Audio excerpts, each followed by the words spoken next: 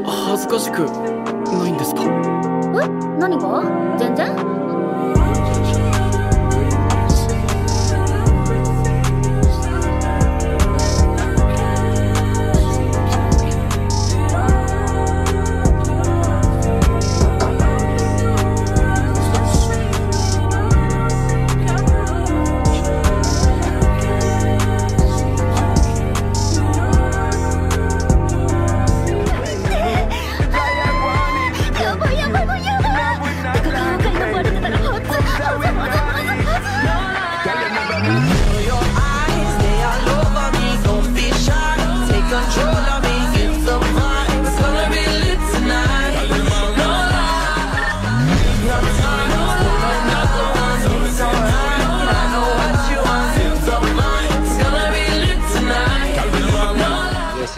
To everyone, muli nandito ang inyong tropa na si Maro at muli maghahatid ng panibagong unboxing for tonight. So again, nasa ulit tayo, nasa unboxing ng resin series ng ating mga na-collect na figures, kasi nga pansamantalang nagbakasyon ako muna dito sa Pinas para ma-share sa inyo ang aking collection, ang aking mga resin collection. So for this time, ang ating naman i-unbox ay isa sa naging sikat na anime na itong, I believe, 2020. Still kasagsagang pa rin ng COVID nun, and magandang anime siya. So ito nga, from sister brand figure ng resin figure, ang ating i-unbox for tonight. Ito nga si Marin Kitagawa. So sa nga pala siya, sa anime na My Dress Up Darling. So sobrang niyan, hot. At alam ko naman ay marami din naman talaga ang nabigani na itong character na to, kasi nga isa siyang tawag diyan, ang story nito ay sa mga sa mga idol, at the same time yung mga cosplayer pala. So sobrang sikat siya sa pagdating sa pagko-cosplay, at yung nung nakilala niya si Gojo-kun. So wala pa namang na-release na figure na ni si Gojo, at ito, without further ado, atin ang i-unbox, guys. So hindi ko na matandaan kung ano yung scale figure nito, pero ayun nga, based sa review ko, maganda rin tong figure nito, under sister band. So again, pagka resin, kadalasan ganito ang packaging niya, naka styrofoam. So tanggal din na natin yung strap. Protektado siya, guys. Ayan. Maganda agad yung character, guys. So napakaganda naman talaga ako. So yung headbust niya, so check muna natin yung kalidad ng ng facial expression ng sa niya, face part. Ang ganda talaga, guys. So yun, yung magnetic peg niya or metal peg niya para madaling mag-connect sa ibang parts ng katawan. Ganda. Pati yung niya, yung color variation ng kanyang kaka-highlight ng buhok niya, kuha talaga.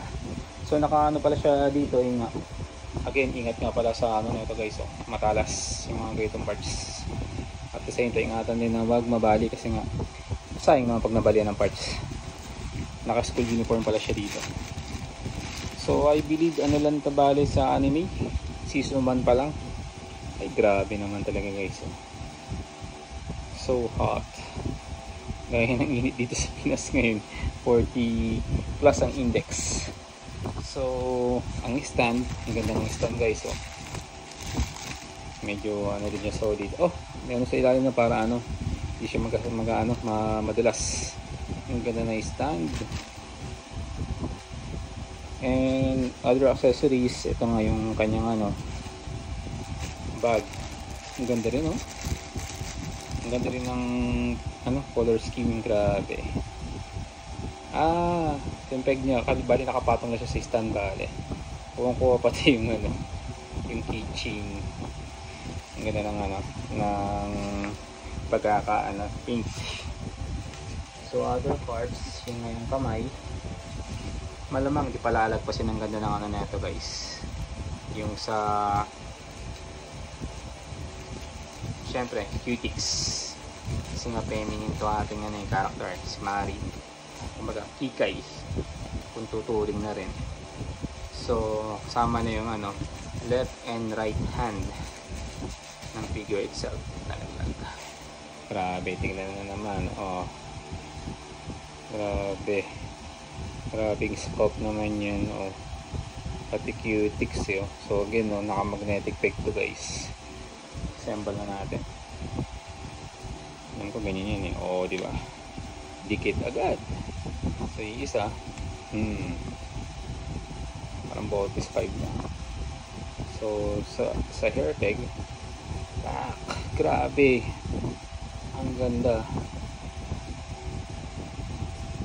Hindi ko alam kung may tatabi ko sa ano kaysa ito. Yung sa figure ko ng ano, ng Your Name. Kasi medyo parang may kalakihan ng size ano, si Marin dito guys.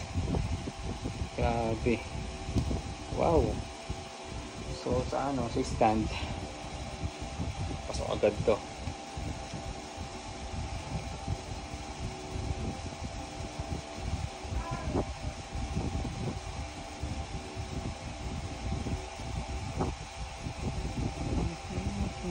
Ayun. At lastly, yung kanyang bag. Ayun, no? Ganda guys, oh. Swabing-swabe naman ang ating character na si Marin Kitagawa from My Dress Up Darling. Sobrang sexy. Kasi ngayon, hindi naman character niya sa ano eh, sa anime eh. Cosplayer to eh. Any cosplay niya, panalo talaga. So, ito bali yung kanyang naka school uniform. At ang ibang kaganapan, i-check na rin sa anime. At doon sa mga nakapanood, alam niyo naman kung gaano kalupit din yung anime na to. Again, maraming salamat muli sa pagsama sa pag-unbox at ito ang tropa na si Maru. Hanggang sa muli guys. Thank you.